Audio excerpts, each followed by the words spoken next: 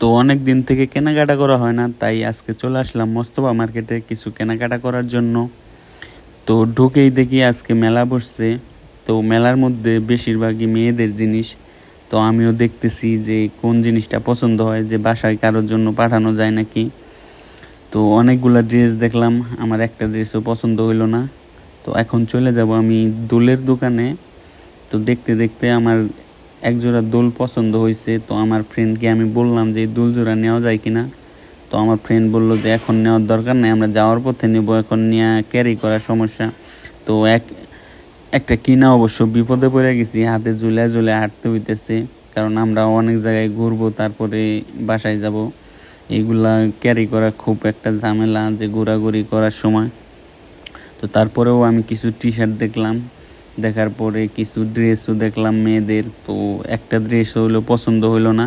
তো এখন আমি আপনাদেরকে নিয়ে যাব মোস্তফা মার্কেটে, যেটা মিনি মার্ট বলে।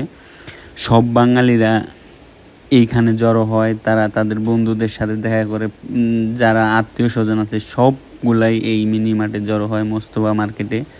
এমন কোনো বাঙালি নাই যে এই মাঠটা চেনে না।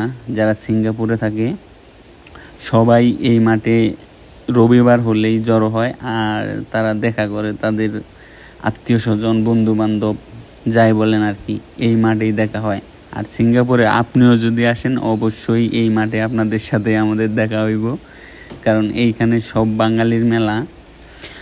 তো দেখা শেষে তো আমাদের ক্ষুধা লেগে গেছে। তো আমরা এখন খাবারের দোকান খুঁজতেছি, যেটা আমাদের বাঙালি খাবার, সেই দোকানে চলে যাব। আর এখান থেকে খাওয়া দাওয়া শেষ করে কেনাকাটা করে আমরা বাসার দিকে রওনা হব। আর এই মোস্তফা মার্কেটে আসলে আপনার একবারও মনে হইব না যে আপনি সিঙ্গাপুরে আছেন, আপনার মনে হইব যে আপনি বাংলাদেশে আছেন, কারণ এইখানে সব বাঙালিদের আড্ডা। মোস্তফা মার্কেট এটা হচ্ছে নামকরা মার্কেট। আপনিও যদি আসেন কখনো, তাহলে আপনার সাথে অবশ্যই এই জায়গাটাই দেখা হবে, মোস্তফা প্লাজা। ধন্যবাদ।